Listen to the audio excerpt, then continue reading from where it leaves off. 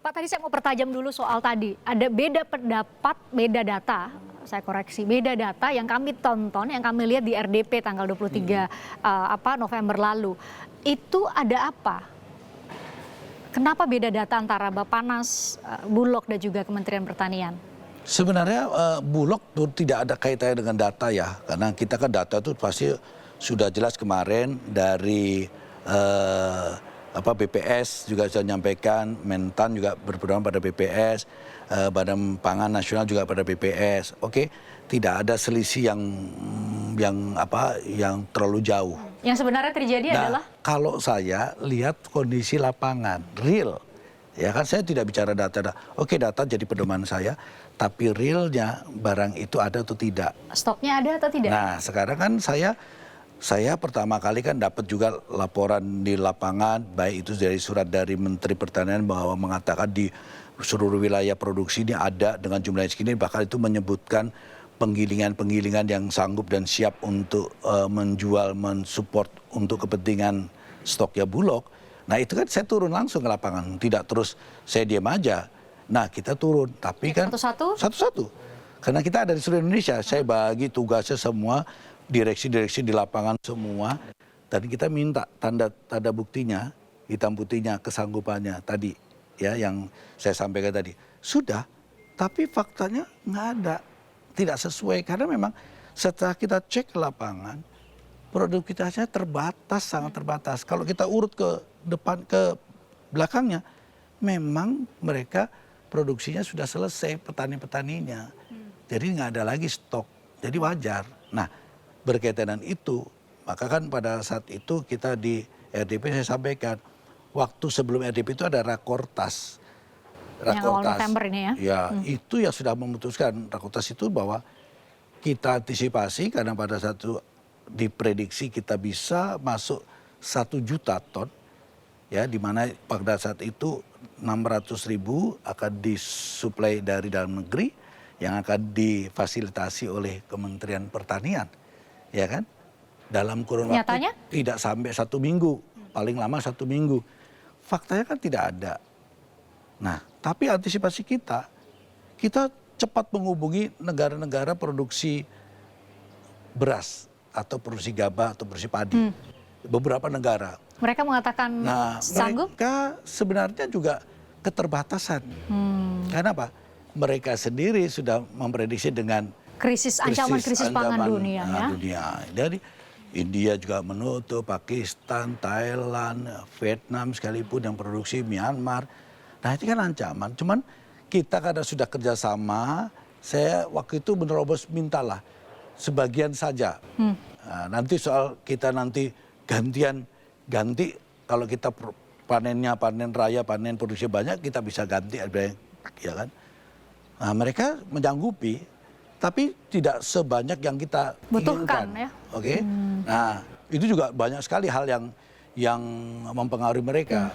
Satu hal ada aturan negaranya yang nggak boleh mengeluarkan, di sisi lain ada juga yang keterbatasan produksinya, di sisi lain dia bicara angkutan dan bicara apa. Nah ini sudah kita lakukan pendekatan, nah saya dari 2 sisi.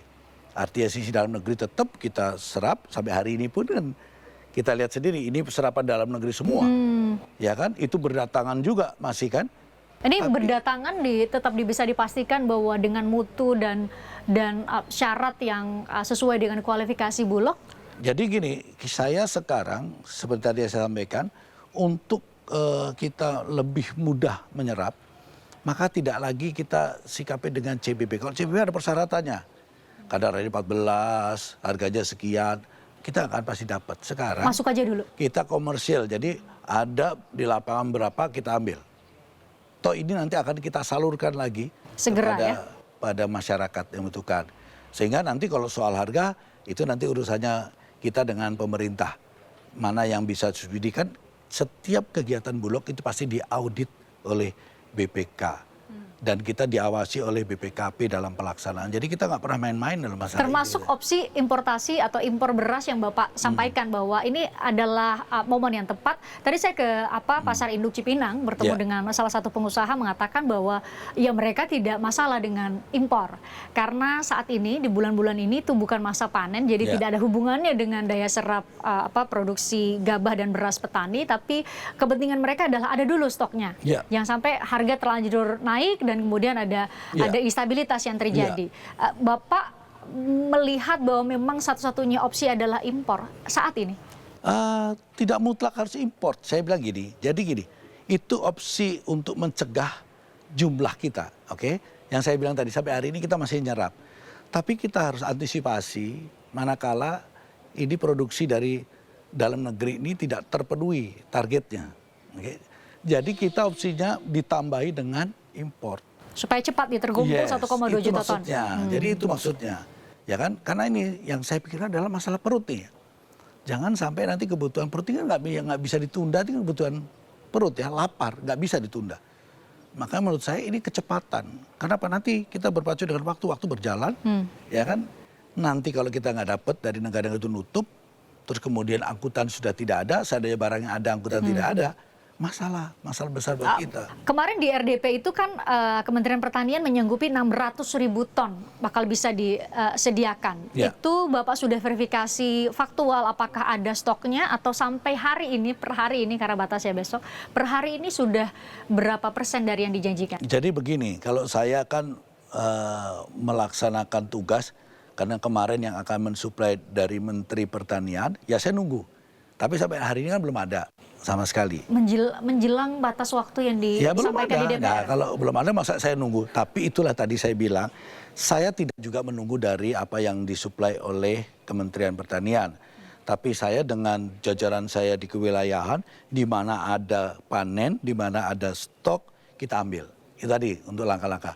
Tapi karena saya yakin bahwa ini tidak akan tercukupi dengan target kita, maka kita imbangi. Ya walaupun ini belum bisa jaminan umpamanya penugasan dari negara 500.000 ton, kita bisa dapat 500.000 ton. Umpamanya dapat penugasan 500.000 ton, harus saya laksanakan 500.000 ton. Saya harus menjaga produktivitas dari petani. Jadi tetap saya utamakan produksi dalam negeri, petani. Jadi saya tetap harus membela petani saya. Ini yang sekarang saya terus ambil. Nah nanti kita kuatkan dengan yang dari impor, itu juga kalau sini sudah terpenuhi, ya nggak perlu impor gitu. Oh, jadi sebenarnya ini perlu diluruskan. Jadi sebenarnya Bapak melakukan dua upaya paralel sebenarnya, penyerapan dalam negeri dan kalau memang masih kurang akan dilakukan impor. Yang ditangkap kan adalah langsung melakukan impor. Baik sekali kesempatannya, saya klarifikasi soal itu. Jadi kalau ibaratnya secara sederhana dari kacamata Om, ini Bulog ini sekarang lagi minta semua gudang-gudang masih ada stok, coba dibawa ke gudang Bulog, penggilingan ya. Masih ada stok, tolong dibawa, paralel dengan itu membuka komunikasi ke negara-negara yang potensial menjadi calon importir kita gitu ya untuk beras. Pak, saya mau ajak untuk lihat ke depan. Ke depan tadi saya katakan di awal bahwa kami berharap sih kan kami itu publik maunya stoknya ada, harganya terjangkau. Dua itu aja Pak, stoknya ada, harganya terjangkau. Supaya tahun depan atau di masa mendatang nih kita nggak perlu ulang lagi kaset-kaset ini akan terus berulang masalah ini. Apa yang perlu dibenahi menurut Pak Buas? Ya saya kira kita berangkat dari data yang betul ya, yang valid. Sebenarnya memang produktivitas kita bisa dihitung. Data produktivitas oleh Kementerian Pertanian? Ya, oleh Kementerian Pertanian, oleh BPS ya. Sekarang kan datanya satu ya, BPS. Tapi kan teknik kan ada di Menteri Pertanian juga, bagaimana kita mengambil data, ya kan, terus caranya seperti apa, ya metodologinya seperti apa, itu yang kita pedomani kan. Nah, ini kita belajar dari sekarang, berarti ada something wrong kan, ada sesuatu yang harus kita benahi ya, oke? Apa yang perlu dibenahi menurut Pak Buas? Ya saya kira perlu juga kita benar-benar ada di lapangan seperti apa. Jadi kita yang mendasar menurut saya ya, tapi kan bukan kewenangan saya ya. Menurut saya kan setiap kecamatan, kabupaten itu kan punya data panen yang sesungguhnya, oke? Atau kita ke desa lah, setiap desa, mulai dari desa. Ini bisa juga kita sinergi dengan Menteri Dalam Negeri, ya kan? Menteri-menteri yang lain, ya kan? Menteri Koperasi. Nah, Menteri Industri kan bisa ini punya data. Nah, berapa sih produksi yang sebenarnya? Ada verifikasi faktual. Betul. Jadi kita ikuti karena ada juga masalah tadi cuaca, anomali cuaca. Kan kita bisa melawan alam. Dikala nanti ada perubahan-perubahan cuaca yang berdampak kepada masalah produksi, kita harus antisipasi. Dan harus segera diupdate sehingga kemudian data itu real ke Bulog ya. Betul. Jadi kita Bu, saya bukan anti impor, tapi yang penting adalah ketersediaannya itu, ya kan? Kalau memang kita cukup ya cukup, kalau kita lebih kita ekspor. Kalau kita kurang ya kita harus impor. Kenapa? Kebutuhan yang mendasar. Itu Hal lain menurut Pak Buas yang harus segera dibenahi supaya karut-marut ini tidak terulang? Memang kalau pertanian itu kan berkaitan dengan masalah ya bibitnya, pupuknya, pengairannya, ya kan? Termasuk ya sekarang mekanisasi, ya kan? Karena kita tidak bisa lagi kalau kita seperti dulu Vietnam kan belajar pertanian dari kita. Hari ini kita lihatlah pertanian di Vietnam itu produksinya tinggi, kualitasnya juga bagus.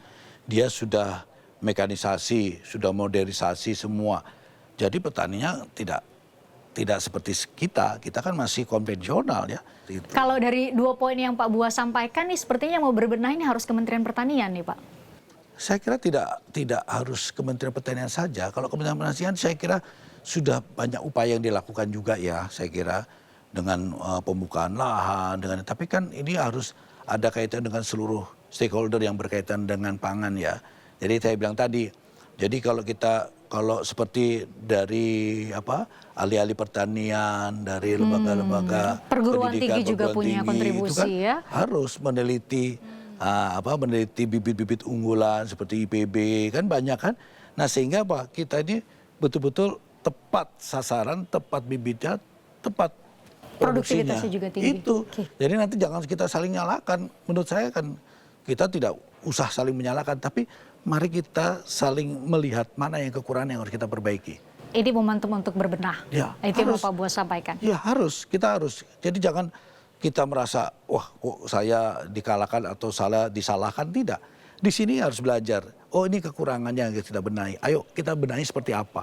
Bareng-bareng. Karena tugas Bulog itu hanya buffer stock, kita off taker untuk cadangan pemerintah. Jadi bukan kita jualan komersil. Walaupun kita ada bagian komersil, boleh. Tapi kita yang utama adalah bagaimana stok negara ini aman.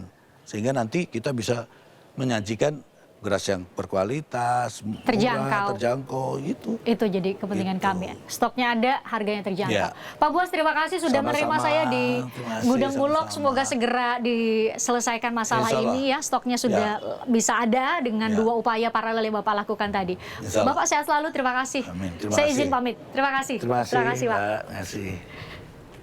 Nah kalau tadi kata Direktur Utama Perum Bulog bahwa ini momentum untuk berbenah data, berbenah manajemen untuk mengisi stok dan distribusi dari beras yang kita butuhkan. Sebagian besar kita membutuhkan beras untuk makan nasi sebagai pangan sehari-hari. Selanjutnya saya akan ajak Anda ngobrol lebih dalam masih terkait dengan karut-marut atau polemik stok beras CBP yang saat ini terjadi dengan Wakil Ketua Komisi 4 DPR RI Deddy Mulyadi dan juga Kepala Badan Pangan Nasional atau Bappenas Arief Prasetyo Adi.